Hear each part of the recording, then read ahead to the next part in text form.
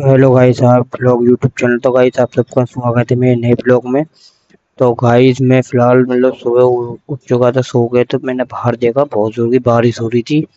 तो आप सबको दिखाता हूँ, देखो बारिश की वजह से कितना पानी भर गया था। मतलब मेरा कोई मन नहीं था वीडियो वगैरह बनाने का, मन किया फिर भी आप लोगों के लिए बनाता हूँ वीडियो वगैरह, फिर दिखाता हूँ आगे। तो मैं नहा धो के मतलब रेडी वगैरह हो ही गया था। फिर उसके बाद मैं सोचा चलो चलते हैं अब। फिर भी आप बताओ मैं कैसे लग रहा हूँ। इंश्योर एक नंबर लगी लग रहा हूँ ना भाई। फिर उसके बाद मैं पेट्रोल वगैरह भरवाया, पेट्रोल वगैरह भरा के मैंने देखा, मैं निकला।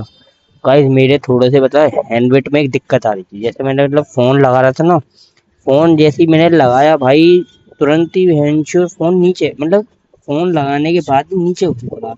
मुझे सामने का सीन दिखा ना, फ़ोन नीचे झुक रहा। पता नहीं क्यों झुक रहा, मतलब थोड़ी दिक्कत आ रही थी। इस वजह से फिर मैंने छोटा सा ब्लॉग बनाया। ये मेरा मतलब ब्लॉग ऐसे बनाता हूँ, मतलब मैंने सोचा मैंने कि आप लोगों को दिखाता हूँ।